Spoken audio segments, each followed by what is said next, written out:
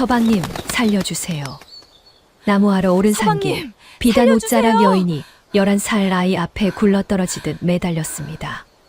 서방님이라니요. 11살짜리한테 말입니다. 뒤이어 칼을 찬 웬 놈이냐? 사내 셋이 산길로 들이닥쳤지요. 웬 놈이냐? 쫓기는 여인과 칼 든 자객 셋. 그 절체절명의 순간 아이는 품에서 낫을 뽑아 들었습니다. 그러고는 살려달라 매달린 여인의 머리를 싹둑 잘라버린 겁니다. 놀란 자객들 앞에서 아이는 눈 하나 깜짝 않고 이리 내 답했지요. 부인인데 내 부인인데 무슨 일이요? 무슨 일이요? 그 한마디에 칼든 자객들은 침을 뱉고 돌아섰습니다. 한데 이 초라한 여인이 조선의 국모였습니다. 자객의 칼 앞에서 아이는 왜 하필 국모의 머리부터 잘라버렸을까요? 그 낫질 한 번이 죽어가던 국모를 살렸다는데 말이지요. 그리고 그 일로 온 조정이 발칵 뒤집힙니다. 과연 그 아이의 정체와 앞으로 벌어질 엄청난 일들은 무엇일까요? 지금 어디서 듣고 계신지 댓글로 꼭 알려주시고 구독과 좋아요 눌러주세요. 지금 시작합니다. 옛날 옛적 강원도 두매산골에 덕구라는 아이가 살았습니다. 그날도 덕구는 해가 기울도록 산에서 나무를 하고 있었지요. 서걱, 서걱. 낫이 억새 밑동을 훑을 때마다 마른 풀이 우수수 쓰러졌습니다. 산 아래서 할멈의 목소리가 바람을 타고 올라왔지요. 덕구야, 해지기 전에 내려오너라. 예, 곡합니다. 덕구가 소리쳐 답하고 다시 낫을 놀렸습니다. 11살 어깨에 지기엔 어른 나무찜이나 다름없는 억새 단이 제 키만큼 쌓였지요. 손등은 트고 갈라져 아문 자리에 또 상처가 앉았습니다. 그래도 이 산골에서 덕구를 얕보는 이는 없었어요. 어른도 못 푸는 셈을 단박에 풀고 남들 못 보는 것을 짚어내는 아이였으니까요. 그때였지요. 산 아래쪽에서 째지는 비명이 들려왔습니다. 나무에 앉았던 새떼가 후드득 흩어졌어요. 덕구는 낫을 쥔 채 몸을 낮췄습니다. 발소리가 이쪽으로 올라오고 있었거든요. 풀숲을 헤치고 여인 하나가 굴러떨어지듯 뛰어 올라왔습니다. 비단 치마는 갈래갈래 찢기고 신은 잃었는지 맨발이었지요. 흐트러진 쪽 머리에 금비녀가 아슬아슬 매달렸습니다. 여인은 덕구를 보자마자 그 앞에 무너지듯 주저앉아 두 다리를 끌어안았어요. 서방님, 살려주세요. 제발. 저는 서방님이 아닙니다. 압니다. 알아요. 그러니 아는 척만 해주시오. 잠깐이면 됩니다. 제발. 여인의 온몸이 사시나무처럼 떨렸습니다. 덕구는 그 손을 내려다보았어요. 흙은 잔뜩 묻었으되 손바닥엔 굳은 살 하나 없는 손. 밭도 부엌도 만져본 적 없는 이 산골에선 볼 수 없는 손이었습니다. 덕구가 고개를 들어 산길 아래에 귀를 기울였습니다. 셋입니다. 예? 쫓아오는 자가 셋이오. 산에 사는 사람들이 아닙니다. 그것을 어찌 아느냐? 집시는 흙을 밟아 소리를 먹습니다. 헌데 저 소리는 돌을 찹니다. 가죽신이지요. 이 산에서 가죽신을 신는 사람은 없습니다. 말을 마친 덕구의 눈이 여인의 머리에 매달린 금비녀에서 멈추었다. 제 손의 낫으로 내려갔습니다. 아이의 얼굴이 서늘하게 굳었어요. 덕구는 금비녀를 뽑아 멀리 던지는 신용을 하더니 슬그머니 제 품에 감췄지요. 여인은 영문을 몰라 눈만 껌뻑였습니다. 그 작은 금비녀 하나가 훗날 임금과 온 조정을 발칵 뒤집으리라는 것을 그때는 아무도 몰랐지요. 아씨, 지금부터 내 부인인 척 하셔야 합니다. 그래야 삽니다. 그게 무슨 말이냐? 설명할 틈이 없습니다. 많이 놀라시겠지만 잠시만 참으시오. 덕구가 여인의 어깨를 지그시 눌러 앉혔습니다. 그러고는 비녀가 빠져 흘러내린 긴 머리를 한 대 움켜쥐었어요. 안 됩니다. 여인이 두 손으로 머리채를 감싸 쥐었습니다. 이 머리가 지금 아씨를 죽입니다. 아씨를 살리려면 이 수밖에 없습니다. 이 무슨 소리를. 눈을 감으시지요. 아프지 않게 하겠습니다. 저를 믿으셔야 삽니다. 여인의 눈이 잠시 아이의 얼굴에 머물렀습니다. 그 까맣고 곧은 눈을 보고 여인은 무슨 까닭인지 스르르 손을 내렸어요. 서걱. 목덜미 가까이에서 잘려나간 긴 머리 한 묶음이 아이의 손에 그대로 남았습니다. 곱게 빗어 쪽지던 머리채가 흙바닥에 툭 떨어졌지요. 아, 서걱. 서걱. 남은 머리를 좌우로 훑어 내리자 검은 머리카락이 우수수 흙 위로 쏟아졌습니다. 여인의 두 눈에서 눈물이 주르륵 흘렀지요. 부모에게 받은 몸 함부로 상하지 않는 것이 도리라 배운 여인이었습니다. 소리내어 울지도 못하고 어깨만 들썩였어요. 그런데 아이의 손끝이 떨리고 있었습니다. 머리를 자르는 그 손이 사납기는커녕 조심스러웠어요. 살갗을 다칠까 낫등을 대어가며 한 줌 한 줌 잘라냈지요. 여인은 우는 와중에도 느꼈습니다. 이 아이는 나를 해치려는 게 아니구나 하고요. 거친 단발이 된 여인의 머리는 좌우 길이가 맞지 않아 뺨과 목덜미에 들쭉날쭉 붙었습니다. 덕구는 여인의 비단 겉저고리를 벗겨 덤불 속에 쑤셔 넣었어요. 제가 입고 있던 삼배 저고리를 벗어 여인의 어깨에 둘렀지요. 흙을 한 줌 쥐어 여인의 뺨과 목덜미에 문질렀습니다. 바로 그때 가죽신 소리가 코앞까지 다다랐습니다. 거기 섰거라. 칼을 찬 사내 셋이 풀숲을 헤치고 나타났습니다. 시커먼 눈에 살기가 번들거렸어요. 우두머리로 보이는 자가 덕구와 머리가 거칠게 잘린 여인을 번갈아 노려보며 쇳소리를 냈습니다. 웬 놈이냐? 이 계집은 또 무엇이고? 덕구가 낯을 슬쩍 내려놓으며 태연히 답했습니다. 제 부인인데 무슨 일이시오? 사내 셋의 눈이 휘둥그레졌지요. 우두머리가 코웃음을 쳤습니다. 부인, 이 코 흘리개가 어디서 거짓푸렁을. 이 머리 잘린 계집이 내 부인이라고? 예, 보시다시피 머리를 잘랐소이다. 빚이 산더미라 이 머리카락을 팔면 가채 값이라도 쳐준다기에 읍내로 넘기러 가는 길이었소. 머리카락을 팔아? 부인 머리 판각까지 뺏으실 참이거든. 어디 뒤져보시든가요.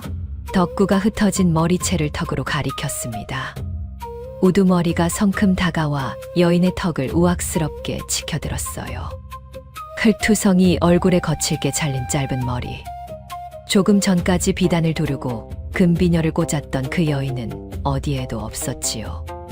우두머리가 얼굴을 한참 후른 동안 덕구의 심장이 쿵 내려앉았어요. 허나 아이는 눈 하나 깜짝하지 않고 버티고 섰지요. 이윽고 우두머리가 여인의 턱을 획 놓았습니다. 채, 천한 것들. 발치에 침을 탁 뱉고는 돌아섰지요. 새 사내는 다시 산길 위쪽으로 성큼성큼 사라졌습니다. 가죽신이 돌을 차는 소리가 점점 멀어졌어요. 여인이 그 자리에 폭 고꾸라졌습니다. 참았던 울음이 그제야 터졌지요. 덕구는 아무 말 없이 흘러내린 삼배 저고리를 여인의 어깨에 다시 여며 주었습니다. 한참을 흐느끼던 여인이 젖은 눈으로 아이를 올려다보았어요. 너는 대체 무엇이냐? 덕구는 대답하지 않았습니다. 대신 흙바닥에 흩어진 여인의 머리채를 두 손으로 끌어모아 양지 바른 나무 밑에 흙을 파고 가만히 묻었지요. 손길이 퍽 정성스러웠어요. 덕구야, 이 녀석이 어디서 뭘 하느라 여태? 산 아래서 할멈의 목소리가 또 올라왔습니다. 덕구가 자리를 털고 일어섰지요. 밀린 억새단을 등에 지고 다른 한 손을 여인에게 내밀었습니다. 일어나시지요. 집으로 갑시다. 나를 어디로 데려가려느냐? 우리 집이요. 헌데 미리 말씀드리는데 우리 할멈이 아씨를 보면 아마 기절초풍하실 겁니다. 노을이 여인의 거칠게 잘린 머리 위로 붉게 내려앉았습니다. 여인은 그 작고 튼 손을 물끄러미보다 천천히 손을 포겠지요. 그 여인이 누구인지 덕구는 아직 알지 못했습니다. 그리고 자신이 방금 살려낸 목숨 하나가 온 조선을 뒤흔들게 되리라는 것도요. 이게 대체 무슨 일이냐? 3월 할멈이 부직갱이를 번쩍 치켜들었습니다. 살인문을 밀고 들어선 덕구 뒤로 거칠게 잘린 단발머리에 흙을 뒤집어 쓴 여인이 주춤주춤 따라 들어섰거든요. 할멈은 그 몰골을 보고 뒷걸음질을 쳤어요. 에구머니나 저게 귀신이냐 사람이냐? 할멈, 놀라지 마세요. 사람입니다. 덕구가 억새단을 마당에 툭 부려놓고 여인을 제 뒤로 슬쩍 가렸습니다. 제 부인이요. 부직갱이를 든 할멈의 손이 허공에서 딱 멎었지요. 뭐라? 제 부인이라 했습니다. 이 녀석이 산에서 뭘 잘못 주워 먹었나? 부인은 무슨 놈의 부인? 할멈이 덕구의 귓불을 잡아채 마당 구석으로 끌고 갔습니다. 여인은 봉당 앞에 어정쩡하게 선 채 두 손으로 짧게 잘린 머리를 감싸고 고개를 떨구었어요. 바른 대로 말해. 저 사람이 누구냐? 모릅니다. 모른다고. 산길에서 처음 봤습니다. 모르는 사람을 부인이라 해? 이 철딱선이 없는 놈아. 쫓기고 있었습니다. 칼찬 자들 셋이. 뭐? 칼찬 자들. 할멈의 목소리가 뚝 낮아졌습니다. 덕구가 할멈 쪽으로 바짝 다가섰어요. 아는 척을 안 했으면 저 사람 지금쯤 산에서 송장이 됐을 켭니다. 나는 못 본 척을 할 수가 없었소. 할멈의 입이 뻐끔 벌어졌다 닫혔습니다. 덕구의 까만 눈은 흔들림이 없었어요. 어른도 못 푸는 셈을 단박에 풀어내는 이 아이가 이리 말하면 정말로 그런 것이었으니까요. 할멈이 땅이 꺼지게 한숨을 쉬고 여인을 봉당에 앉혔습니다. 조밥 한 그릇을 퍼다 앞에 놓아주었지요. 들어요. 꼴을 보아하니 여러 끼를 굶은 모양인데 고맙습니다. 여인이 수저를 들었습니다. 그런데 그 손이 어쩐지 눈에 밟혔어요. 밥알 하나 흘리는 법 없이 수저를 비스듬히 뉘어 조금씩 소리 없이 떠넣는데 그 몸가짐이 어찌나 반듯한지요. 원. 밥 먹는 본세하고는 할멈은 이 두매산골에서 그리 밥을 먹는 사람을 본 적이 없었습니다. 밥상을 물리고 할멈이 헌무명 치마 한 벌을 꺼내왔지요. 젖은 걸 입고 있으면 곧불 드니 이거라도 갈아입어요. 여인의 찢긴 것 치마를 벗기던 할멈의 손이 문득 멈칫했습니다. 겉은 흙투성이 넉마였는데 안에 받쳐 입은 속적삼이 매끄러운 비단이었거든요. 이 속적삼은 얘한테 물려받았소? 예전에 얻은 것입니다. 여인이 옷깃을 얼른 여미며 눈을 내리깔았습니다. 이름이 뭐요? 이름은 없습니다. 사람이 어찌 이름이 없어? 여인이 대답 대신 입술을 지그시 깨물었습니다. 할멈이 물이나 한 대접 더 오라 손짓하니 여인이 무심결에 고개를 돌려 나직이 일렀어요. 걔 아무도 없느냐? 물러가라. 말을 뱉고서 여인이 제 입을 손으로 틀어막았습니다. 얼굴이 새하얗게 질렸어요. 할멈이 눈을 끔뻑였지요. 걔 아무도 없느냐? 그게 대체 무슨 말버릇이래? 바로 그때였습니다. 컹, 컹, 컹. 마을 어귀에서 개들이 사납게 짖어대기 시작했습니다. 문짝 두들기는 소리, 사내들 고함이 뒤섞여 골목을 타고 올라왔어요. 덕구가 방문을 빠끔 열고 내다보았습니다. 낯선 사내들이 집집마다 사립을 걷어차며 다가오는데 그 앞에 갓쓴 사내 하나가 뒷짐을 지고 앞장을 서고 있었지요. 저건 최수 나으리. 논밭을 빗으로 야금야금 삼키며 향촌을 쥐고 흔드는 위인이었어요. 이쪽 집들도 하나 남김없이 뒤져보시게. 머리 잘린 계집이 하나 숨어들었다니. 덕구의 눈이 빠르게 굴렀습니다. 아이는 여인의 팔을 잡아 부엌으로 끌었어요. 아씨, 아궁이 앞에 앉으시오. 얼굴에도 손에도 재를 붙이시고 무슨 일이 있어도 아무 말도 마시오. 여인이 아궁이 앞에 앉아 부직갱이로 솔가지를 밀어 넣자 불이 타닥타닥 올마붙었습니다. 매운 연기가 부엌에 자욱하게 찼어요. 덕구가 잿가루를 한 줌 쥐어 여인의 뺨과 손등에 쓱쓱 문질렀지요. 곧 사내들이 사립을 걷어차고 들이닥쳤습니다. 이 집엔 누구누구 사느냐? 할미와 저, 그리고 제 부인이요. 저기 부엌에 있소. 덕구가 부엌 쪽을 턱으로 가리켰습니다. 사내 하나가 성큼 부엌을 들여다보았어요. 매운 연기 속에서 외녀 편내 하나가 재를 뒤집어 쓴 채 아궁이에 불을 떼고 있었지요. 손등은 검댕으로 검었고 거칠게 잘린 머리엔 수건이 둘려 있었습니다. 사내가 코를 막고 얼굴을 잔뜩 찌푸렸어요. 쳇, 부엌 대기로군. 딴 집을 뒤져. 사리 밖으로 발소리가 우르르 멀어졌습니다.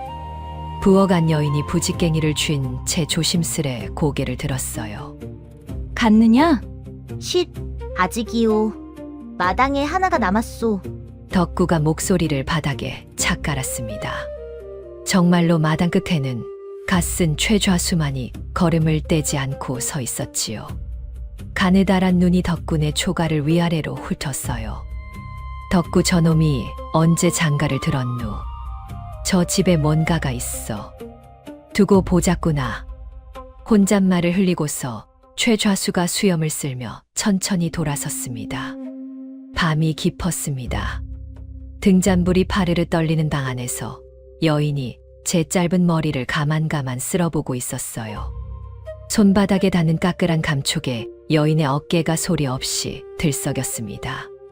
곱게 빗어 쪽지던 머리가 이제 산자락 흘 속에 묻혀 없었지요. 미안하구나. 나 하나 때문에 너희 식구가 이 은혜를 내 무엇으로 갚을꼬. 여인이 이불깃을 물고 울음을 삼켰습니다. 덕구는 아무 말도 하지 않았어요. 곁에 가만히 앉아 여인의 떨리는 등이 잦아들 때까지 그 자리를 지켜주었지요. 등잔 아래 할멈이 여인의 손을 물끄러미 내려다보고 있었습니다. 재를 씻어낸 손. 검댕만 지우면 굳은 살 하나 없이 흰 밭 한 번 메어본 적 없는 손이었어요. 할멈의 이마의 골이 깊게 패였습니다. 이 사람 보통 사람이 아니야. 할멈이 나직이 중얼거렸습니다. 그 한마디가 무엇을 불러올지 그때는 아무도 알지 못했지요. 사람들이 보는 앞에서는 계속 서방님이라 부르마. 아침대 똘에 앉아 억새를 다듬던 덕구가 손을 멈칫했습니다. 봉당 끝에 앉은 여인이 저를 빤히 보고 있었지요. 그리해야 산다 하지 않았소. 헌데 자꾸 아씨 하려니 도로 남 같아서 그러오. 그리하시오. 그래야 저놈들 눈을 속이지요. 덕구가 억새단을 툭 내려놓고 고개를 끄덕였습니다. 헌데 둘만 있을 때는 그냥 덕구라 부르시면 됩니다. 서방님 소리는 낯이 뜨거워서 그러오. 그래, 그리하마. 여인이 나직이 웃었습니다. 산길에서 만난 뒤로 처음 짓는 웃음이었지요. 마당과 감나무에서 참새가 포르르 날아올랐어요. 그날 아침 곱단이 물동이를 이고 우물에서 오다 휘청 몸이 기울었습니다. 물동이가 기우뚱하더니 물이 촤르르 쏟아졌지요. 에구, 저걸 어째 물 한 동이를 모지어. 할멈이 혀를 끌끌 찼습니다. 곱단이 젖은 치맛자락을 쥐고 얼굴을 붉혔어요. 미안합니다. 이런 걸 해본 적이 없어서. 해본 적이 없어. 안하기 물동이를 한 번도 안 여봤단 말이야? 곱단이 얼른 입을 다물었습니다. 할멈의 눈이 가늘어졌지요. 덕구가 잽싸게 물동이를 받아들며 얼른 말을 돌렸어요. 할멈, 우리 부인은 산 아랫마을서 곱게만 자라 그렇소. 차차 배우면 되지요. 곱게만 자라. 어느 대 규수가 이런 두매로 시집을 온단 말이냐? 할멈이 미심쩍은 눈으로 두 사람을 번갈아 보았습니다. 덕구는 못 들은 청 물동이를 부엌으로 날랐지요. 며칠이 흘렀습니다. 곱단은 낮이면 마당가에 쪼그려 앉아 나뭇가지로 흙바닥에 글자를 그었어요. 이건 하늘천이요. 이건 땅지. 하늘천, 땅지. 덕구가 흙바닥을 들여다보며 따라 읽었습니다. 곱단이 획을 하나 그으면 아이는 그 획이 어디로 뻗을지 손끝으로 먼저 짚었지요. 한 자를 가르치면 10자를 궁금해했어요. 곱단이 저녁마다 새 글자를 흙에 써 보이는데 사나흘이 지나자 그 다음은 거물현, 누를 황 아니요? 곱단의 손이 흙 위에서 딱 멎었습니다. 아직 가르치지 않은 글자였거든요. 그걸 내가 어찌 아느냐? 앞 글자가 하늘, 땅, 검다. 누렇다니 천지자 검고 누렇다는 말이지 싶었소. 노을 진 하늘하고 흙빛이 꼭 그러하니 말이오. 곱단은 한동안 말을 잊지 못했습니다. 어디서 글을 배웠느냐? 배운 적 없소. 장에 가면 관가에서 붙인 방이 있잖소. 그걸 몇 번 들여다보다 보니 글자 모양이 눈에 익숙디다. 방을 몇 번 보고 익혔다고? 곱단이 기가 막힌 듯 아이를 보았지요. 부뚜막에서 그 광경을 지켜보던 할멈도 혀를 내둘렀어요. 저 어린 것이 장차 사람 여러 잡겠네. 곱단의 마음은 문득 서늘해졌습니다. 곱단이 흙의 글자를 쓴다는 것, 그것부터가 예사 안 하게 일이 아니었으니까요. 할멈의 눈길이 곱단의 흰 손등에 오래 머물렀어요. 그날 저녁 덕구가 곱단 앞에 나뭇가지 하나를 내밀었습니다. 이름이 없다 하셨지요. 그랬지. 곱단이 어떻소? 곱게 살라고 곱단이요. 이름 없이 지내려니 자꾸 아씨 소리만 나와서. 곱단의 눈시울이 붉어졌습니다. 제 이름을 함부로 입에 올리지도 못하던 세월이었는데 이 산골 아이가 흙바닥에 앉아 저를 곱단이라 불러주고 있었지요. 뜨거운 것이 볼을 타고 주르륵 흘렀습니다. 곱단이라. 그래, 그리 부르려무나. 곱단이 젖은 눈으로 아이를 보다 조용히 물었습니다. 너는 어찌하여 나를 돕느냐? 나는 내게 아무것도 아닌 사람인데. 산길에서 사람이 죽게 생겼는데 나무찜이 무거우니 샘부터 하고 도와야겠다. 그럴 수는 없잖소. 덕구가 억새단을 툭툭 묶으며 대수롭지 않게 답했지요. 곱단이 피식 웃었다. 이내 입술을 깨물었습니다. 그 무심한 한마디가 궁에서 수없이 들어온 어떤 말보다 깊이 파고들었거든요. 그 밤 곱단이 봉당에 홀로 나와 밤하늘을 올려다보았습니다. 별이 총총했지요. 돌아갈 수 없는 곳이 여기가 고향이 되겠구나. 나직한 혼잣말이 찬 밤 공기 속으로 흩어졌어요. 같은 시각 도성 깊은 궁궐 한켠에서는 다른 일이 벌어지고 있었습니다. 데뷔 전 밤이 이슥한데도 촛불이 흔들리고 짙은 향내가 방 안에 자욱했지요. 발 뒤에 앉은 늙은 조상공이 서리빨 같은 목소리를 냈습니다. 찾았느냐? 방바닥에 무릎 꿇은 사내가 이 말을 조아렸어요. 산길에서 여인을 쫓던 그 우두머리였지요. 송구하옵니다. 강원도 산골에서 놓쳤사옵니다. 헌데 계집 하나가 머리를 흉하게 잘라 내고 숨어들었다는 소문이 있어 그 자락을 훑은 중이옵니다. 머리를 잘라내? 조상궁의 눈꼬리가 파르르 떨렸습니다. 중전이 살아있으면 우리가 죽는다. 사내가 흠칫 어깨를 움츠였습니다. 조상궁이 부채로 방바닥을 탁 내리쳤어요. 김수건 마마를 곤전 자리에 올리자면 중전이 없어져야 한다.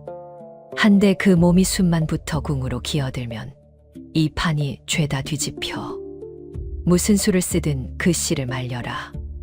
허나 얼굴을 모자라보게 머리까지 잘라냈다 하니 찾기가 낯짝은 가려도 손은 못 감춘다. 곱게 자란 손을 보면 대번에 알 것이니 계집이란 계집은 손부터 뒤집어 보아라. 예, 상궁마마. 조상궁이 서안에서 서찰 한 장을 꺼내 붓에 먹을 묻혔습니다. 몇 자 적어 내려가고는 붉은 밀랍을 녹여 봉함을 눌렀지요. 봉인이 꾹 찍혔습니다. 이 서찰을 그 고을 좌수에게 은밀히 전해라. 퇴가라 하였지.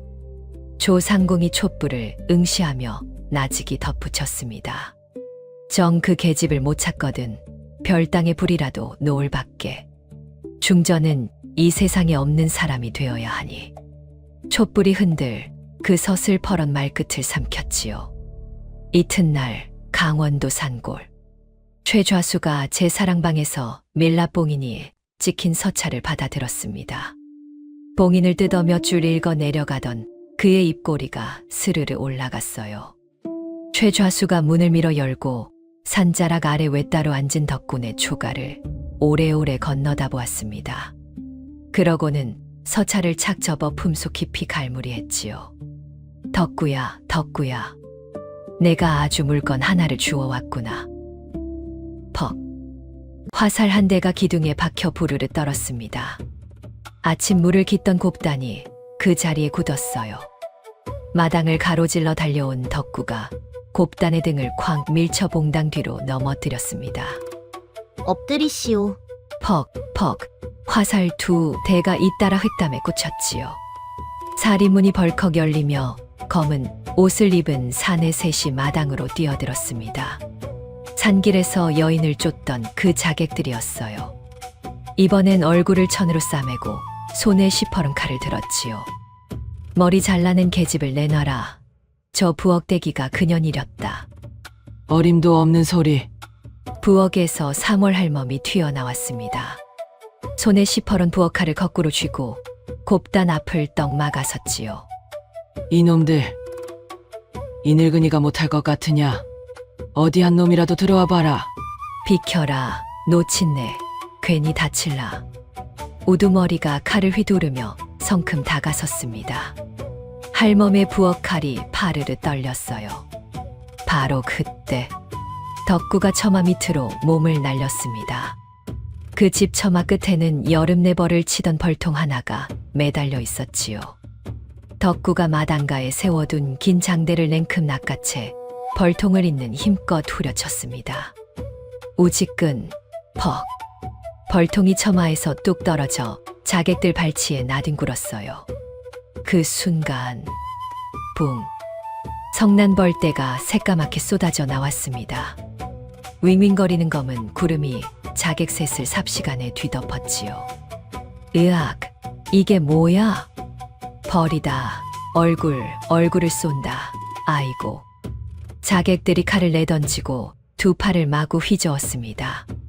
벌은 천으로 싸맨 얼굴이며 손등이며 사정없이 파고들었어요. 우두머리가 눈두덩을 감싸 쥐고 대굴대굴 굴렀지요. 튀어라. 어서 튀어. 새 사내가 사리문 밖으로 걸음아 날 살려라 달아났습니다. 담 너머로 사라지는 얼굴이 벌써 벌겋게 부어오르고 있었어요. 얼마 못 가 눈두덩이 퉁퉁 부어 앞도 제대로 못 볼 판이었지요. 벌떼의 붕붕거리는 소리가 산자락을 따라 멀어졌습니다. 마당엔 나뒹구는 칼새 자루와 엎어진 벌통만 덩그러니 남았어요. 할멈이 부엌칼을 쥔 채 봉당에 털썩 주저앉았습니다. 아이고. 내 심장이야. 이게 어디 사람 사는 게냐? 곱단이 봉당 뒤에서 천천히 몸을 일으켰지요.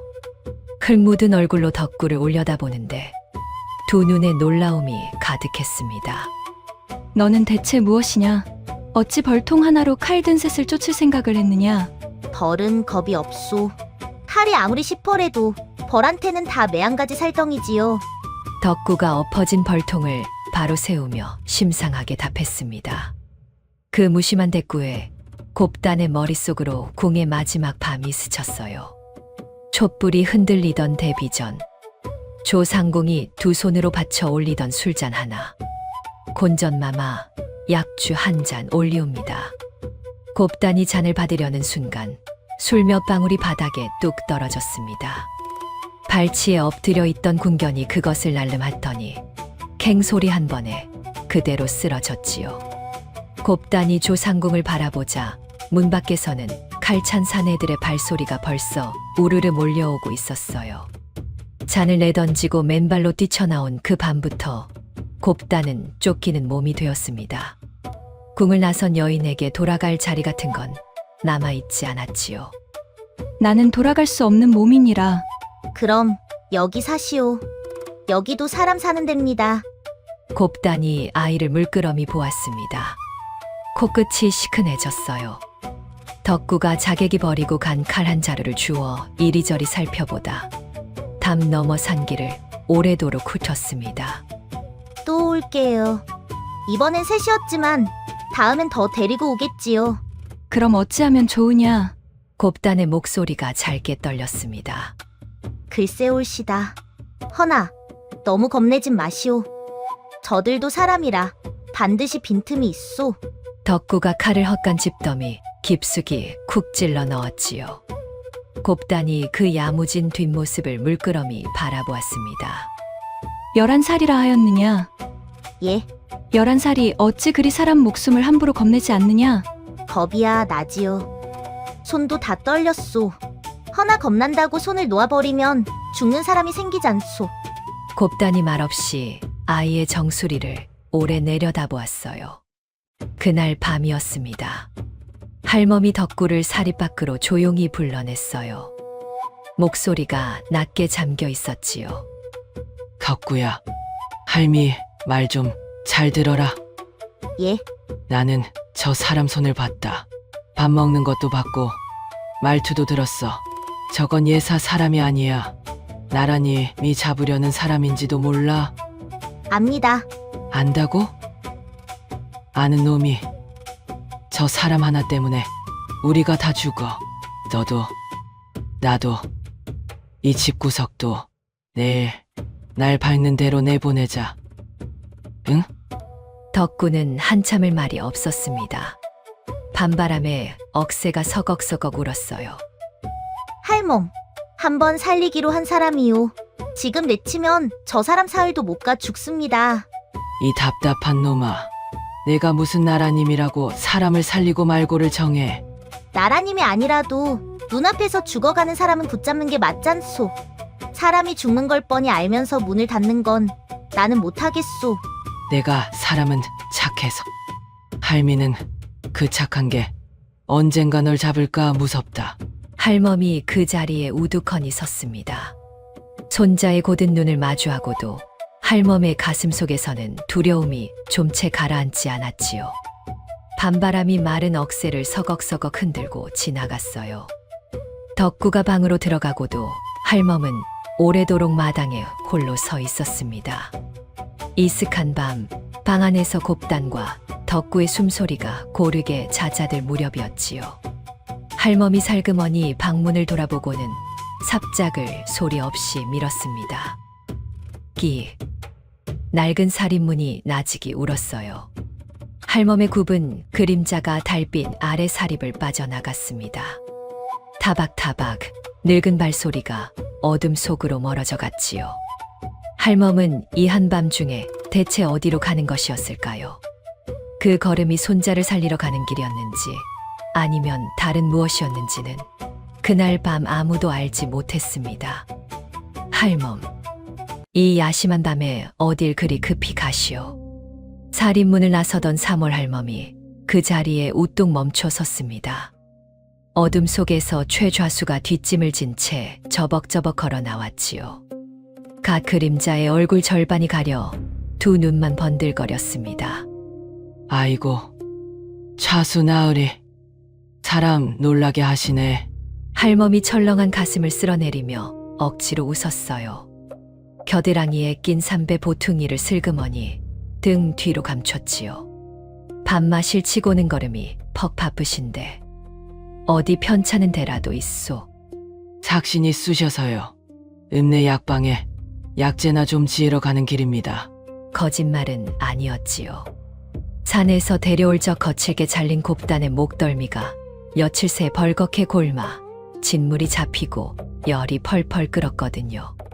할멈은 남몰래 고름 사길 약재를 구하러 나선 참이었습니다. 헌데 최좌수가 한 발짝 다가와 목소리를 낮췄어요.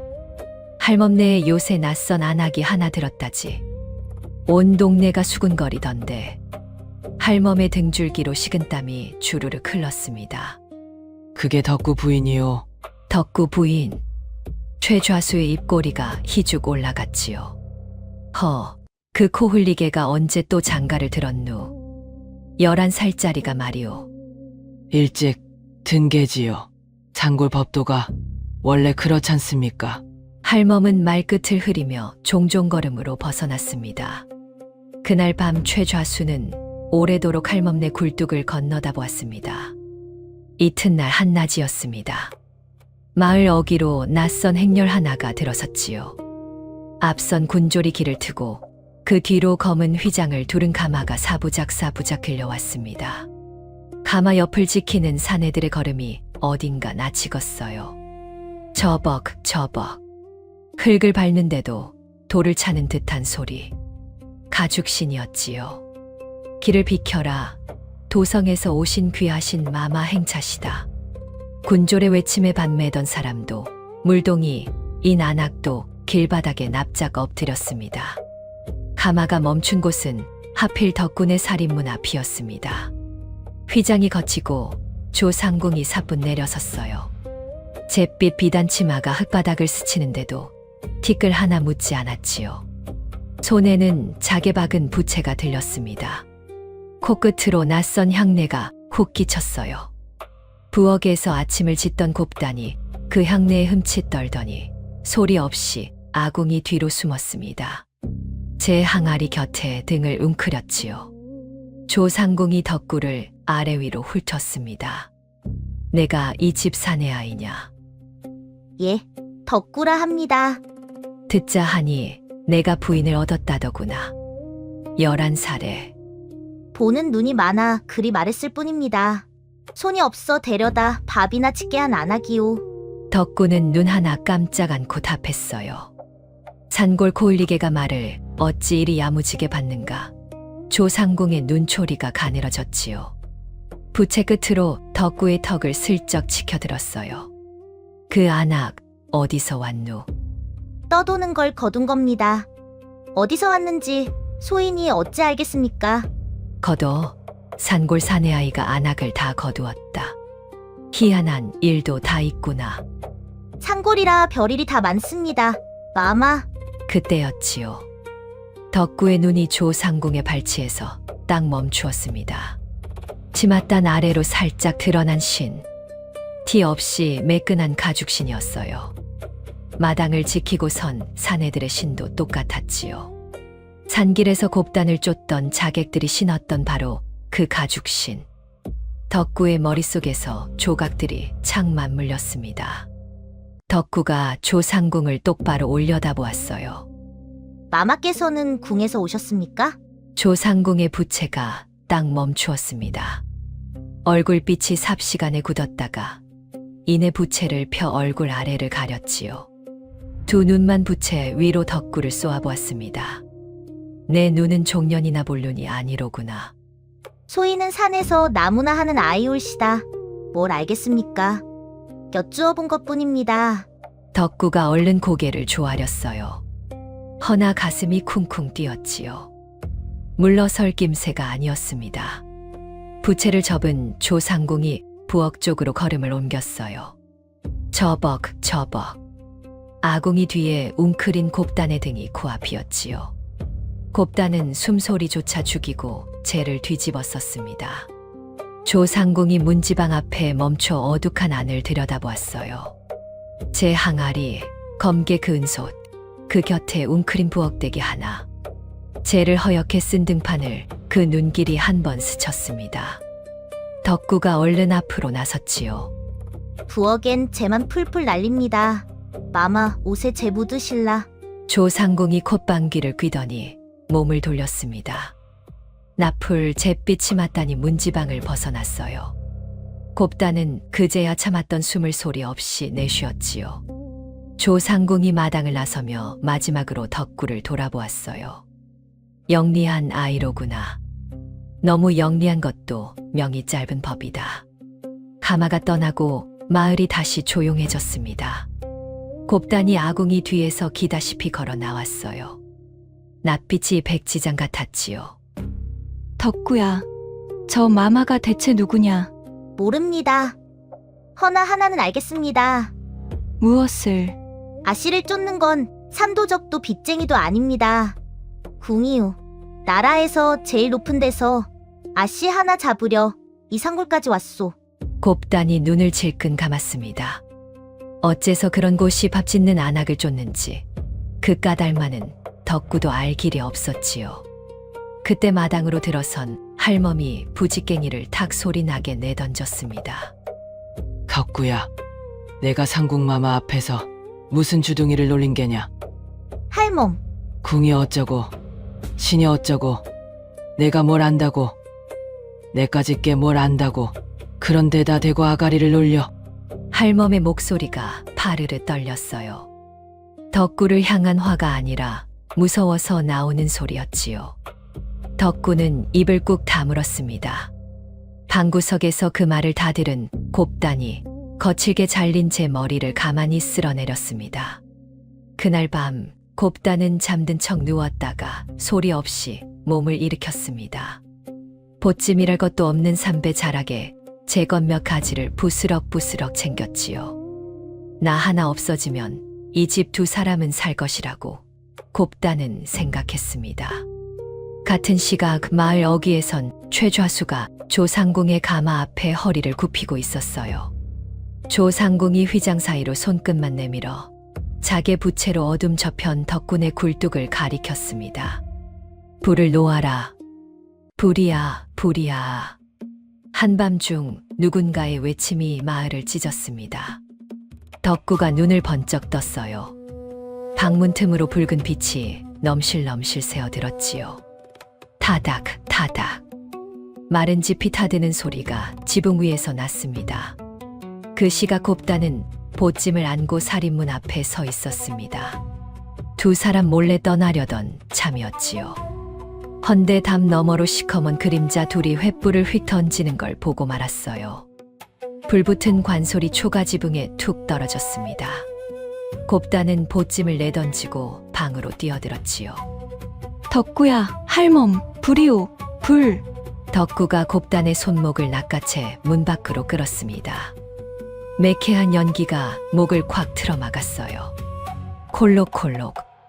할멈, 할멈, 어서 나오시오, 불이오. 아이고, 이게 무슨 날벼락이냐? 할멈이 이불을 뒤집어 쓰고 뒤따라 기어 나오는데 우지끈 소리와 함께 불붙은 석가래가 내려앉았습니다. 덕구의 머리 위로였지요. 할멈이 앞뒤 잴 새 없이 덕구를 확 떠밀었어요. 이 녀석아, 비켜. 와르르 석가래가 할멈의 어깨를 덮쳤습니다. 살 타는 냄새가 확 끼쳤어요.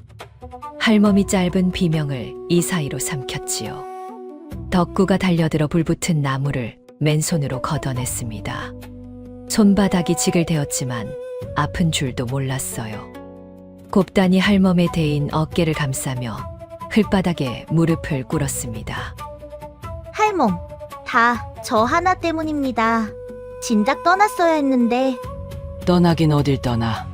이 밤에 됐다. 됐어. 어깨 좀 대인 게 뭔 대수라고. 할멈이 이를 악물고 억지로 웃어 보였지요. 세 사람이 마당으로 굴러 나왔을 때 초가는 벌써 불덩이었습니다. 마을 사람들이 하나둘 모여들었지요. 허나 누구도 물 한 동이 이고 오지 않았어요. 팔짱을 낀 채 수군거리 뿐이었습니다. 저 집이 뭘 숨겼다며. 도성에서 마마까지 다녀갔다잖아. 괜히 엮이면 우리도 죽어. 물 좀 주시오. 우물이 코앞인데 물 한 동이만 이고 오시오. 덕구가 목이 터져라 외쳤지만 사람들은 슬금슬금 뒤로 물러설 뿐이었어요. 불길은 활활 초가를 삼켰습니다. 세 사람은 흙바닥에 나앉아 제 집이 무너지는 걸 지켜볼 밖에 없었지요. 그때 저벅저벅 관군을 앞세운 최좌수가 들이닥쳤습니다. 손끝으로 세 사람을 가리키며 목청을 높였어요. 저 집이 역적을 숨겼소이다. 도성에서 쫓는 죄인을 감춘 게 틀림없소. 당장 잡아들이시오. 역적이라니. 여긴 늙은이랑 아이밖에 없소. 할멈이 대인 어깨를 부여잡고 앞으로 나섰습니다. 죄인은 나요. 내가 떠도는 안악 하나 거둔 죄밖에 없소. 이 아이는 아무것도 모르오. 아무것도. 할멈이 덕구를 제 등 뒤로 밀쳤어요. 관군이 할멈의 팔을 우악스레 낚아챘습니다. 할멈, 덕구야, 나서지 마라. 나서면 다 죽어. 할멈이 끌려가며 소리쳤지요. 덕구는 주먹을 부르르 떨며 그 자리에 못 박힌 듯 서 있었습니다. 곱단이 뒤에서 덕구의 어깨를 꽉 붙들었어요. 그날 밤 관아에선 주리떼 소리가 담을 넘었습니다. 우두둑, 우두둑. 늙은 뼈가 비틀리는 소리였지요. 바른 대로 대라. 그 계집이 어디로 갔느냐. 모르. 이 늙은 것이 매를 더 쳐라. 쳐라. 쳐. 늙은 뼈다귀 부러진들 없는 말이 나오겠어. 할멈은 모진 매질에도 입을 열지 않았습니다. 대인 어깨에 또 매가 얹혀도 곱단이라는 이름을 끝끝내 발설하지 않았어요. 한편 잿더미가 된 집 앞에서 덕구는 울지 않았습니다. 눈이 벌겋게 충혈되었으되 눈물 한 방울 비치지 않았지요. 대신 제 위에 쪼그려 앉아 생각하고 또 생각했습니다. 이 불은 누가 놓았는가? 최좌수다. 헌데 최좌수 뒤엔 조상궁이 있고 조상궁 뒤엔 궁이 있다. 무엇이 저들을 이토록 급하게 만드는가? 그 답은 최좌수의 집에 있을 것 같았어요. 아씨, 여기서 꼼짝 말고 계시오. 내 다녀올 때가 있소. 이 밤중에 어딜 간다는 게냐? 할멈을 살릴 길을 찾으러 갑니다. 덕구야, 이 밤에 혼자 부디 몸 조심하거라. 금방 오리다. 아씨는 울지 말고 계시오. 덕구는 어둠을 타고 최좌수의 기와집으로 숨어들었습니다. 담을 사각사각 기어올라 안마당에 소리 없이 내려섰지요. 어디선가 개가 컹컹 짖었습니다. 덕구가 장독 뒤로 납작 엎드렸어요. 발소리가 마당을 한 바퀴 돌더니 멀어졌지요. 사랑방에 불이 꺼져 있었어요. 덕구는 문갑을 더듬어 뒤졌습니다. 손끝에 두툼한 유지 봉투 하나가 잡혔지요. 봉투를 뜯자 붉은 봉인이 나왔습니다. 관아 것도 고을 것도 아닌 낯선 도장이었어요. 덕구가 그것을 달빛에 비춰보았습니다. 대비전. 봉인에 새겨진 두 글자였지요. 덕구의 손끝이 파르르 떨렸습니다. 이제 알겠더군요. 곱단을 쫓는 궁의 정체는 대비전이었어요. 상감마마의 어머니가 사는 곳. 어째서 그런 데서 밥 짓는 안악 하나를 이토록 기를 쓰고 죽이려 드는지 그 까닭까진 문서에도 없었지요. 허나 이 종이 한 장이면 할멈의 억울함을 밝힐 실마리가 될 것 같았습니다. 덕구는 문서를 품 깊이 찔러 넣었어요. 잿더미로 돌아오니 곱단이 보이지 않았습니다. 덕구가 사방을 뒤져 관아 앞 어둠 속에서 곱단을 찾았지요. 곱단이 관아 문을 향해 한 발 한 발 걸어가고 있었습니다. 아씨, 뭐 하시오? 덕구가 달려가 곱단의 앞을 가로막았어요. 비켜라. 나 하나 나서면 할멈도 너도 산다. 안 됩니다. 아씨가 나서는 날이 아씨 죽는 날이오. 저들은 아씨부터 없앨 겁니다. 할멈은 그 다음이고요. 그럼 어쩌란 말이냐? 할멈이 나 때문에 저 안에서 매를 맞고 있는데. 곱단의 두 눈에서 눈물이 뚝뚝 떨어졌습니다. 덕구가 품속을 꾹 눌러 보였어요. 당도가 없지 않소. 여기 저들의 죄를 적은 종이가 있소. 아씨는 살아 계셔야 하오. 아씨가 살아야 이 종이가 쓸모가 있소. 내가 그런 걸 대체 어디서. 최좌수 집에서 가져왔소. 그러니 참으시오. 조금만 더. 곱단이 걸음을 멈췄습니다. 덕구의 말이 옳았지요.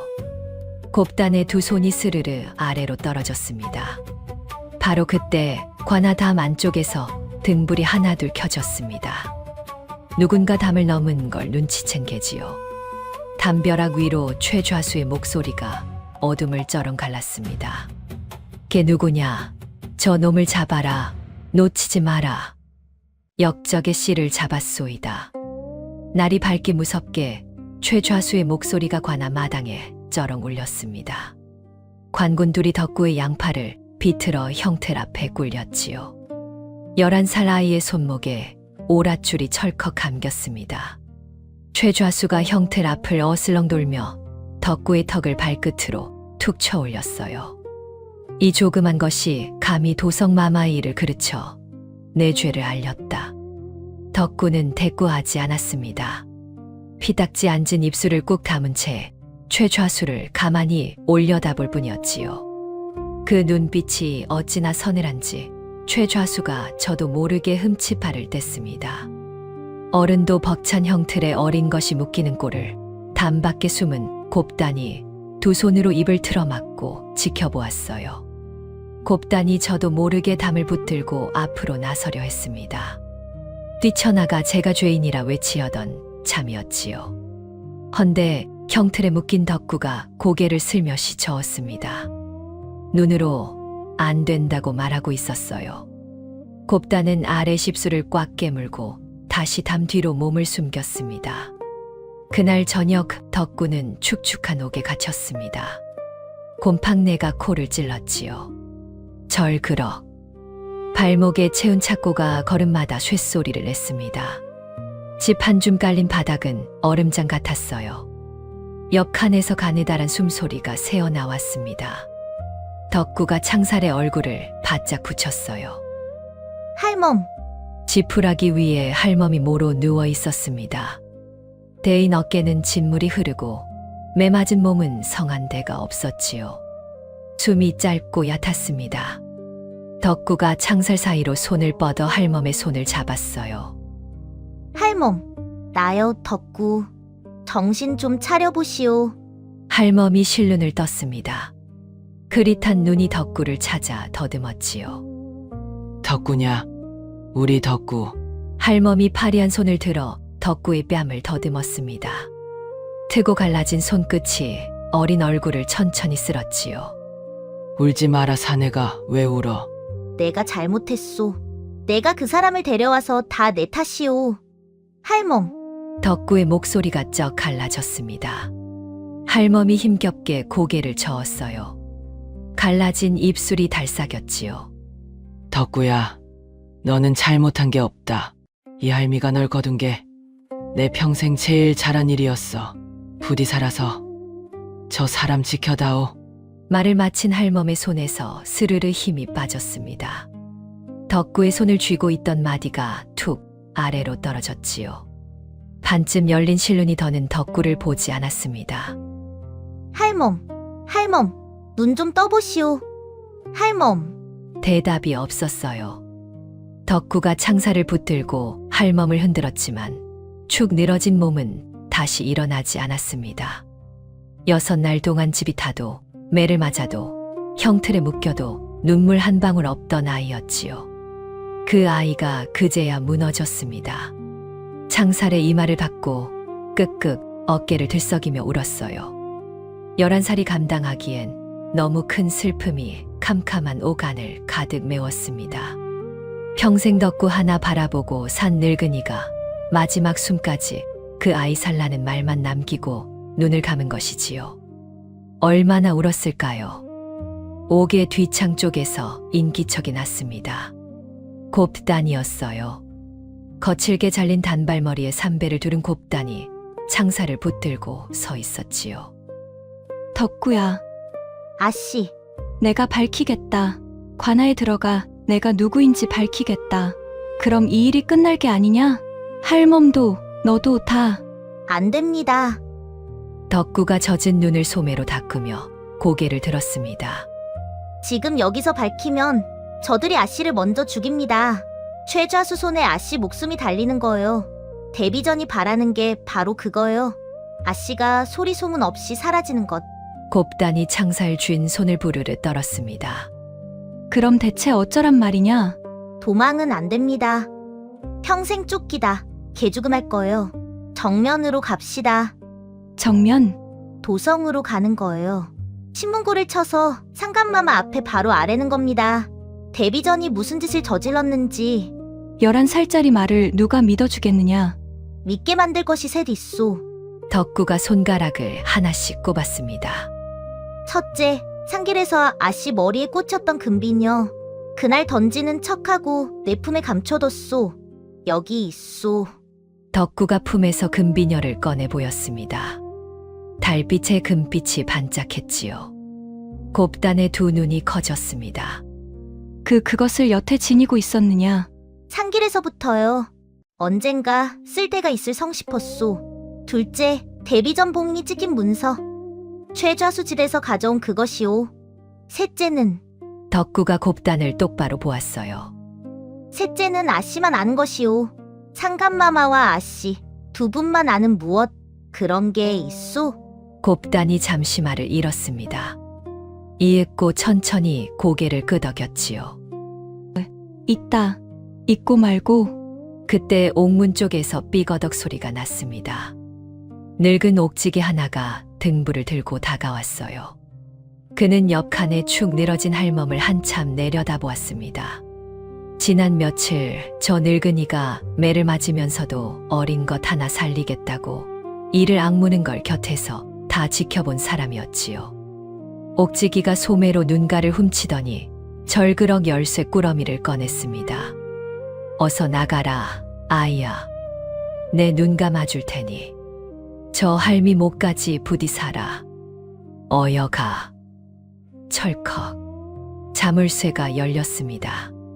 덕구가 옆칸에 누운 할멈을 돌아보며 이를 악물었어요. 할멈, 조금만 기다리시오.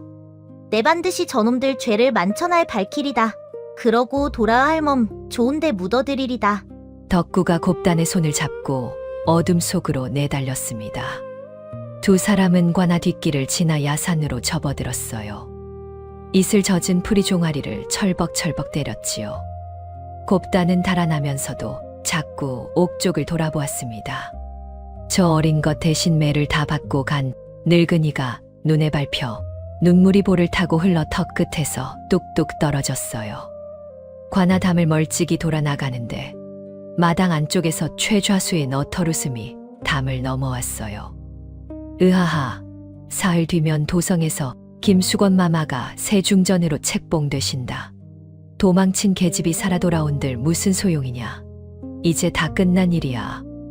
웃음소리가 옥담을 넘어 덕구의 등 뒤에 비수처럼 꽂혔습니다. 사흘. 덕구에게 남은 날이 꼭 사흘이었지요. 새벽 서리가 풀잎마다 하얗게 앉았습니다. 두 사람은 밤새 산길을 걸었지요. 저벅저벅. 덕구의 집시는 바닥이 다 닳아 발가락이 삐죽 삐져나왔습니다. 곱단의 발은 부르터 터진 자리마다 피가 배었어요. 곱단이 절뚝일 때마다 덕구가 슬며시 팔을 내밀어 부축했지요. 그래도 두 사람은 걸음을 늦추지 않았습니다. 사흘. 도성에서 김수건이 세중전으로 책봉되는 날까지 남은 날이 사흘뿐이었으니까요. 도령. 곱단이 처음으로 입을 열었습니다. 밤새 한마디도 없던 사람이었지요. 내가 어디서 왔는지 내게 한 번도 말한 적이 없구나. 들어두어라. 내가 무엇을 지고 걷는지는 알아야지. 곱단이 걸음을 멈추고 먼 산머리를 보았습니다. 나는 궁에서 왔다.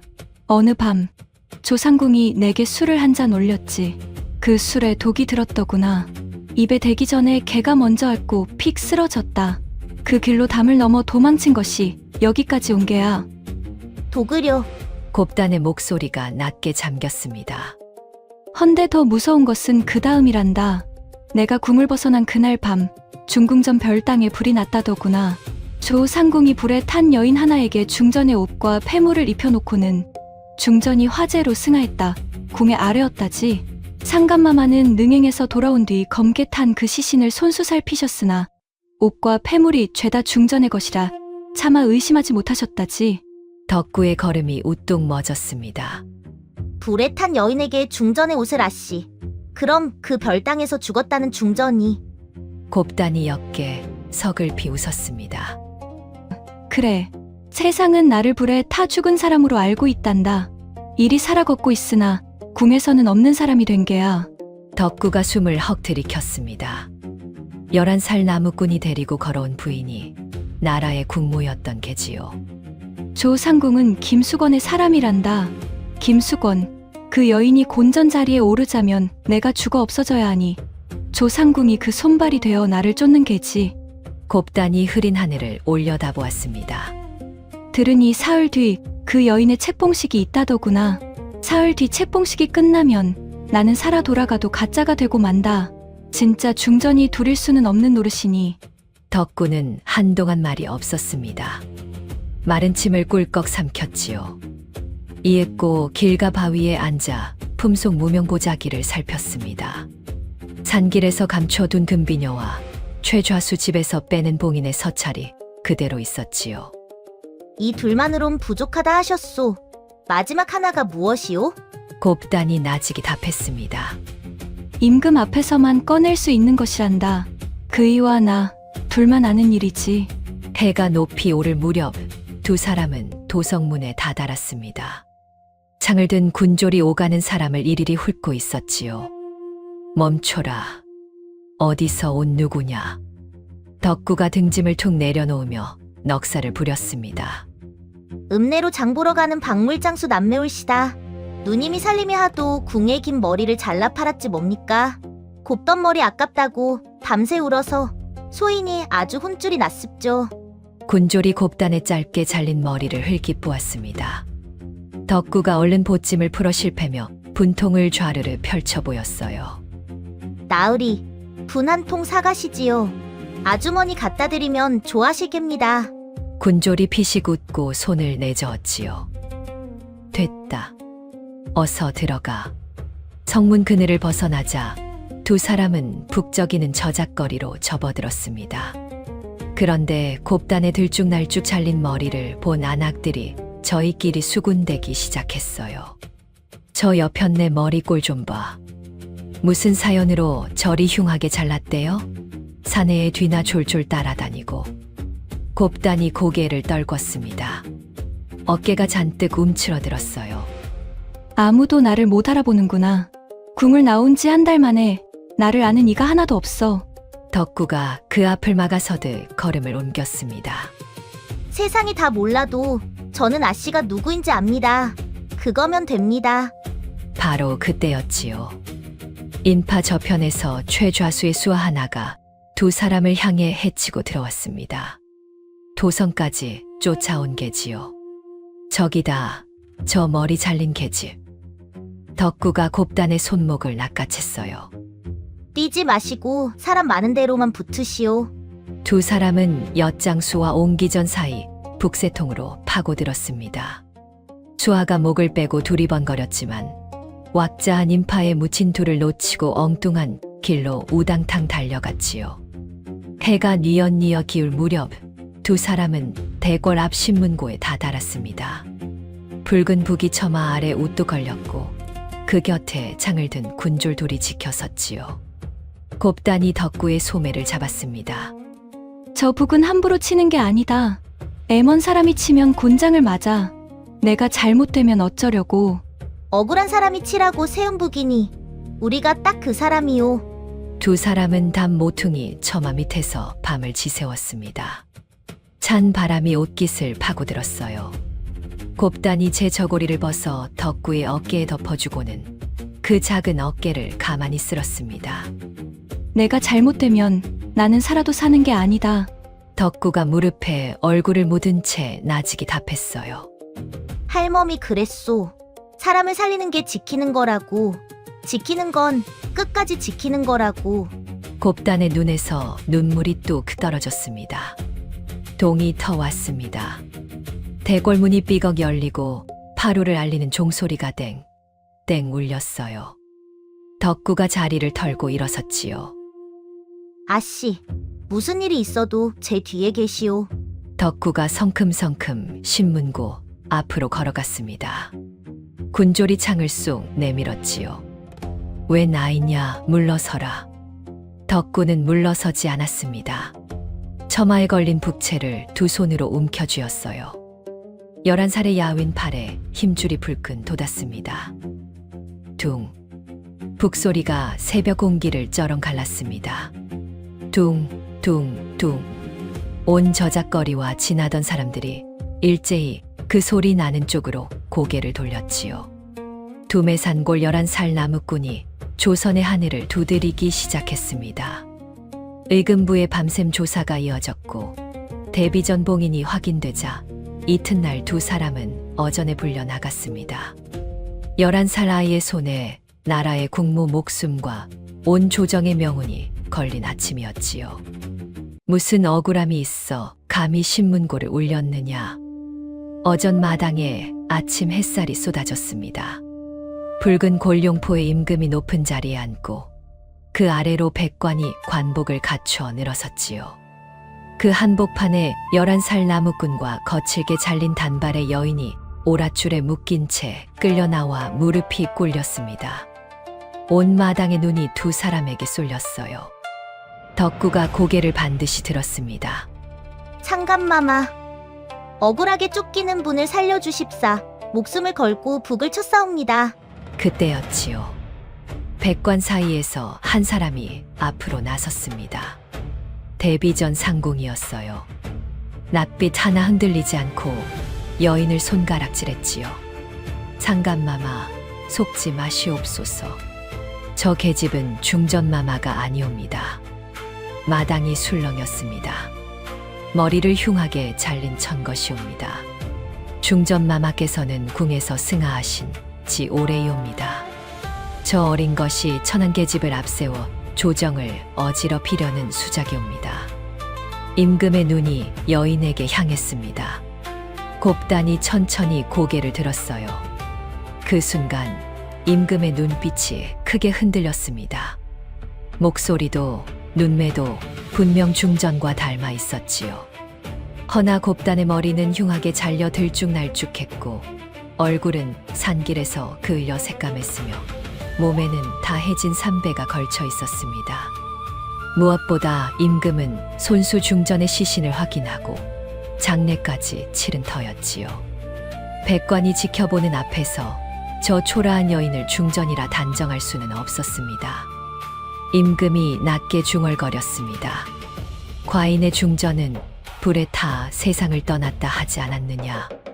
뒷전에 섰던 최좌수가 비웃음을 흘렸습니다. 보시옵소서. 천한 것이 국모 행세라니. 저 아이부터 능지처참을 하시옵소서. 백관이 웅성거렸어요. 곱단의 어깨가 파르르 떨렸습니다. 살리려고 잘라버린 머리가 하필 이 순간 곱단의 발목을 잡은 것이지요. 덕구가 아씨를 살린 그 방책이 어전에서 아씨의 목을 조르고 있었습니다. 덕구가 무릎걸음으로 한 발 나섰습니다. 오랏줄에 묶인 두 손을 품으로 가져가 무언가를 꺼냈어요. 창간마마, 이것부터 보아주시옵소서. 덕구의 손바닥 위에서 아침 햇살이 반짝 튀었습니다. 손가락만 한 금비녀였지요. 상궁의 목소리가 날카롭게 치솟았습니다. 보시옵소서. 저 아이가 궁중 물건을 훔친 것이옵니다. 도둑질한 증좌이옵니다. 훔친 것이 아니오. 덕구가 다른 손으로 품속 서찰을 꺼내 착 펼쳤습니다. 붉은 봉인이 선명했어요. 이 서찰은 최좌수의 집에서 나온 것이오. 이 붉은 봉인이 데비전 것이라 들었소이다. 죄 없는 아녀자를 쫓아 죽이라 적힌 글이지요. 상궁의 얼굴이 돌처럼 굳었습니다. 부채를 쥔 손이 부르르 떨렸어요. 바로 그때 여태 고개를 숙이고 있던 곱단이 천천히 몸을 일으켰습니다. 그러고는 임금을 똑바로 올려다보았지요. 목소리는 낮았으나 온 마당에 또렷이 울렸습니다. 상간마마, 소첩이 가래를 올리던 밤을 아래오리까. 임금의 눈이 흠칫 커졌습니다. 그날 밤 마마께서 손수 소첩의 머리에 이 금비녀를 꽂아주시며 이르셨지요. 이 비녀가 그대 머리에 있는 한 과인은 그대를 잊지 않으리라. 소첩은 그 말을 낫의 머리가 잘려나가는 그 순간까지 품고 있었사옵니다. 임금이 자리에서 벌떡 일어섰습니다. 골룡포 자락이 출렁였어요. 그 비녀도 그 말도 세상에 두 사람만 아는 것이었으니까요. 그 목소리. 임금이 옥좌 앞으로 한 걸음 내려섰습니다. 거칠게 잘린 머리 너머로 그을린 얼굴 너머로 그제야 임금은 보았지요. 밤마다 함께 달을 올려다보던 그 눈을요. 중전이요? 곱단의 두 눈에서 눈물이 주르르 흘러내렸습니다. 대답 대신 곱단이 고개를 끄덕였지요.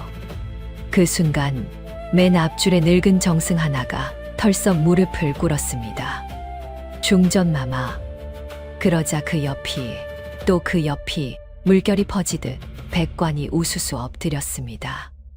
넓은 어전 마당이 삽시간에 부복한 관복으로 뒤덮였지요. 오직 두 사람, 대비전 상궁과 최좌수만이 하얗게 질린 얼굴로 우두커니 서 있었습니다. 곱단이, 아니 중전이 곁에 꿇어앉은 11살 덕구의 손을 꼭 잡았습니다. 그 작은 손이 사시나무처럼 파르르 떨렸지요. 임금이 떨리는 손으로 곱단을 부축해 일으켰습니다. 그러고는 곁에 11살을 내려다보았지요.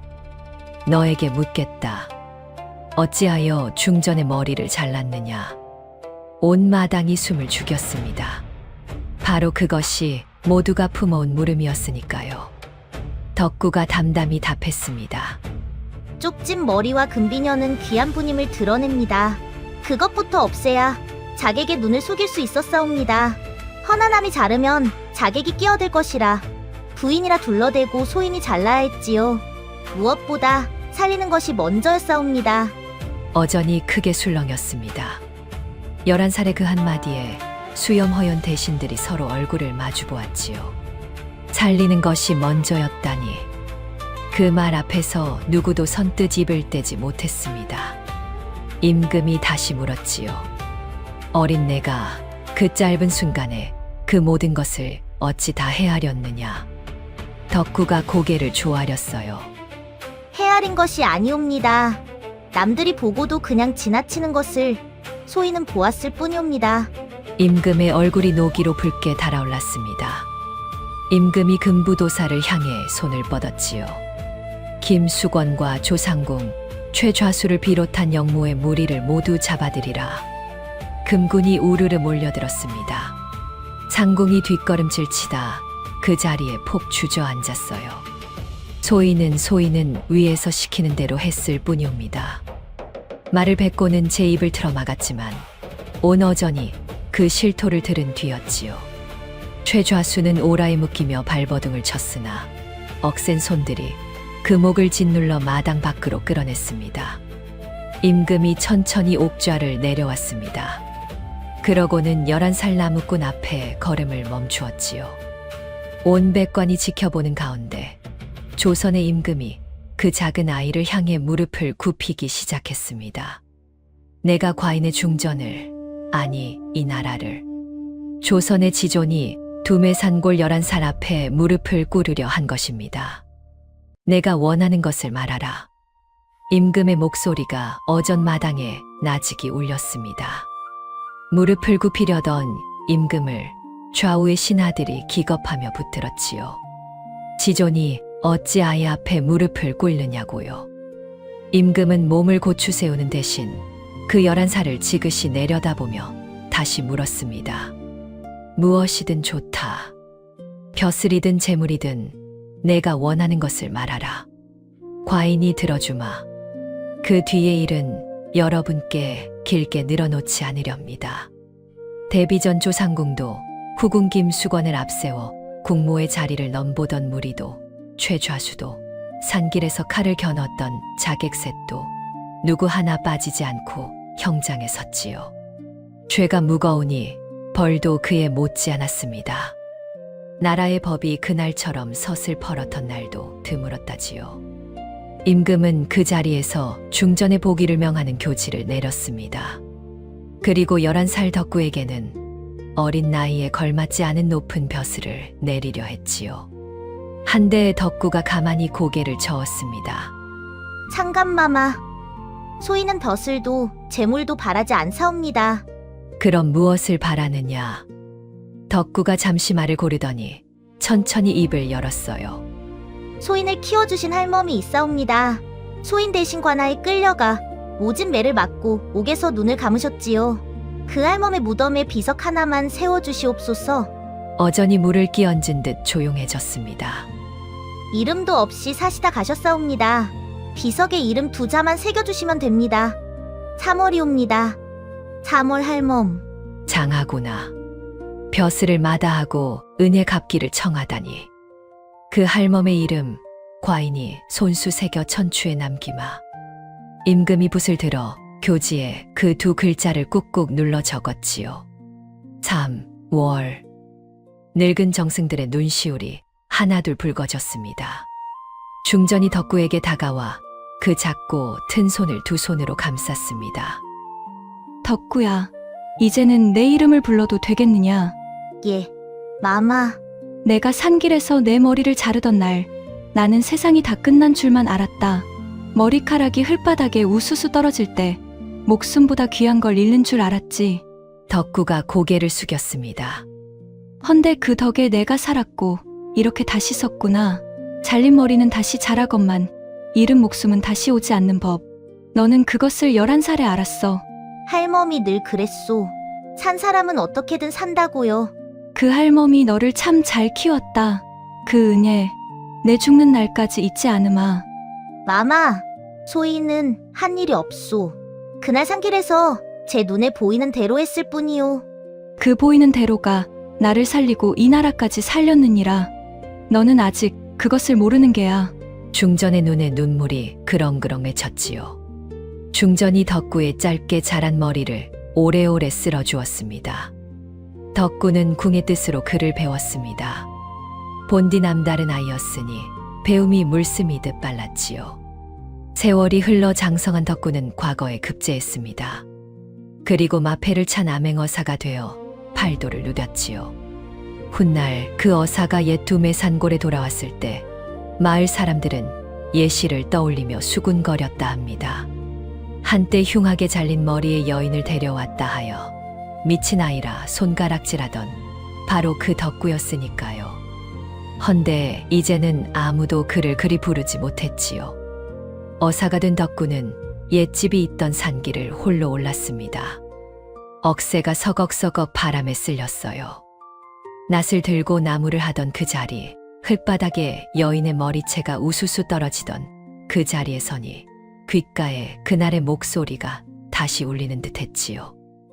서방님, 살려주세요. 덕구는 한참을 그 자리에 서 있었습니다. 궁으로 돌아간 중전마마의 머리도 봄풀 돋듯 다시 자라 이제는 금비녀를 꽂으셨다 들었지요. 산 중턱 양지 바른 자리에 3월 할멈의 무덤이 있었습니다. 그 앞에는 임금이 내린 비석이 반듯하게 서 있었지요. 3월 두 글자가 볕을 받아 도톰하게 도드라졌습니다. 덕구가 비석을 손으로 쓸며 나지게 말했어요. 할멈, 덕구, 어사가 됐소. 이제 아무도 나를 손가락질 안 하오. 다 할멈 덕이오. 목이 메어 말이 뚝 끊겼습니다. 덕구가 소매자락으로 눈가를 훔치고 다시 입을 열었어요. 할멈이 그랬지요. 사람 살리는 게 지키는 거라고. 나 그 말대로 살고 있소. 억울한 사람들 지키며 사오. 그러니 걱정 마시오. 나 이제 안 누워. 할멈이 그랬잖소. 산 사람은 웃으며 살아야 한다고요. 할멈, 다음 봄에도 그 다음 봄에도 내 꼭 다시 오리다. 그때는 좋은 소식만 안고 오겠소. 바람이 억새를 서걱서걱 흔들고 지나갔습니다. 여러분, 3월 할멈은 평생 제 이름 두 자 내세운 적 없는 사람이었습니다. 피 한 방울 안 섞인 아이를 거두어 제 자식처럼 제 손주처럼 키웠지요. 제 입에 들어갈 밥을 아이 입에 먼저 넣어주고 매를 대신 맞고 끝내 그 아이 대신 눈을 감았습니다. 세상은 그런 할멈을 알아주지 않았어요. 비석 하나 없이 쓰러질 뻔한 삶이었지요. 허나 그 거칠고 튼 손이 한 아이를 살렸고 그 아이가 자라 한 나라를 살렸습니다. 혹여 지금 알아주는 이 하나 없이 누군가를 먹이고 입히고 지켜온 세월이 허망하게 느껴지시거든 부디 이것만은 기억해 주세요. 그 손길 하나가 사람을 살립니다. 세상이 몰라준데도 하늘은 다 압니다. 봄이었습니다. 무덤과 마른 풀 사이로 파릇한 새싹이 여기저기 뾰족뾰족 돋아나고 있었어요. 마치 다시 자라나던 중전의 머리카락처럼요. 덕구가 무덤 앞에 큰 절을 올리고 나니 어디선가 산새 한 마리가 포로롱 하늘로 날아올랐습니다. 여러분이라면 어떻게 하셨겠습니까? 왕비의 허락도 없이 머리를 잘라 그 목숨을 구한 덕구. 천재적인 판단이었을까요? 아무리 급해도 지나친 행동이었을까요? 여러분의 판결을 댓글로 남겨주세요. 오늘 이 이야기가 여러분의 긴긴 밤에 작은 위로가 되었기를 바랍니다. 다음 영상을 빠르게 만나보시려면 좋아요와 구독을 눌러주세요. 그럼 더 재미있는 영상으로 찾아뵙겠습니다. 모두 행복한 하루 보내세요.